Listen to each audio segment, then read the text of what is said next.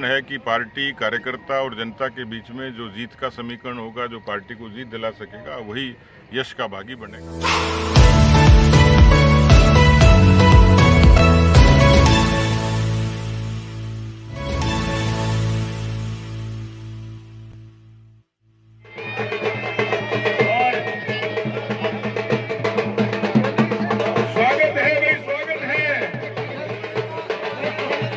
स्वागत है भाई, स्वागत है जी जी, अभिनंदन, स्वागत और फोटो सेशन करते हुए कार्यकर्ता आगे बढ़े। स्वागत है भाई, स्वागत है, स्वागत है भाई, स्वागत है, स्वागत है भाई, स्वागत है। आदरणीय सतीश जी भाई साहब का लालगढ़ में कार्यकर्ताओं द्वारा हार्दिक स्वागत, अभिनंदन, अभिनंदन। एक बार फिर स्वागत है भाई, स्वागत है, स्वागत है भाई, स्वागत है।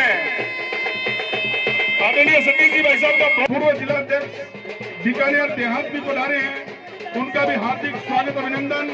आदरणीय हेमराज जी मीणा उपाध्यक्ष भाजपा पधारे हैं, उनका भी बहुत बहुत स्वागत, अभिनंदन।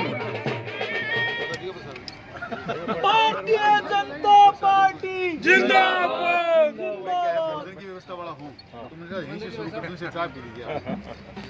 कार्य समिति का कोई सियासी मकसद तो नहीं होता, लेकिन इतना जरूर होता है कि हम जोड़ने के लिए काम करते हैं। तो भौगोलिक और सामाजिक रूप से पूरे राजस्थान के नक्शे पर पार्टी की कोई न कोई गतिविधि किसी हिस्से में चलती रहे। तो आमतौर पर यहाँ प्रदेश स्तर की गतिविधियां कम होती थी।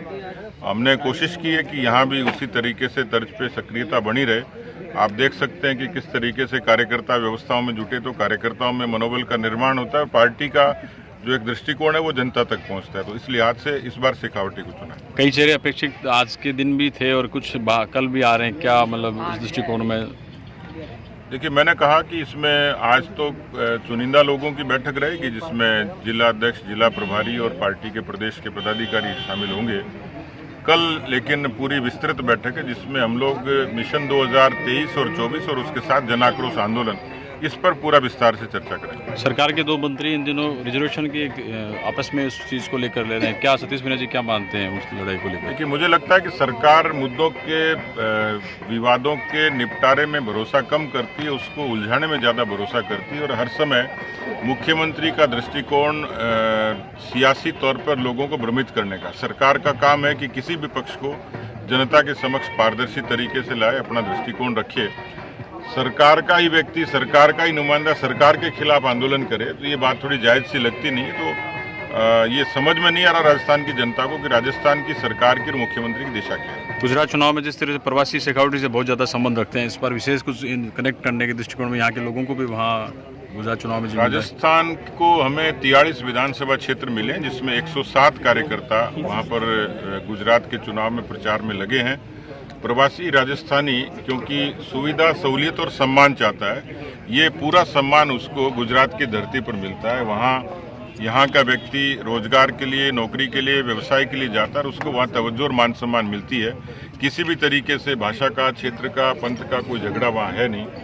राजस्थान के लोगों को बराबर सम्मान मिलता है, बराबर अहमियत मिलती है। और इस लिहाज से पूरा प्रवासी समुदाय मोदी जी की नीतियों के साथ, भारतीय जनता पार्टी के कार्यक्रमों के साथ खड़ा है। कांग्रेस सरकार 5 साल पूरा करेगी या पहले ही मध्यावधि चुनाव? या जो हालात हैं उसमें तो सरकार 4 साल सरकार को इसको चलना नहीं कहते, सरक सरक के चली है। लेकिन अभी भी सरकार पर तलवार लटकी है। जिस तरीके का सुरक्षा मुख्यमंत्री के भावों में दिखती है, हो सकता है समय से पहले चुनाव हो जाए। उपचुनाव है, उसमें क्या जो पहले का जिस तरह रिजल्ट आया, इस बार क्या विशेष रणनीति सरदार सर उपचुनाव को लेकर? देखिए, समय के हिसाब से कुछ तात्कालिक मुद्दे बदलते हैं, परिस्थितियां बदलती हैं। सहानुभूति हर समय जीत का समीकरण नहीं होता है, वो एक कारक जरूर होता है। लेकिन हम लोग पूरे तरीके से प्रतिबद्ध हैं कि जो सरकार के खिलाफ जो वातावरण है, किसानों के बीच में, नौजवानों के बीच में, कांग्रेस की हार का कारण बनेंगे। और भारतीय जनता पार्टी पूरे सब लोग मिलजुल कर एकमुखी होकर दमखम के साथ लड़ेंगे।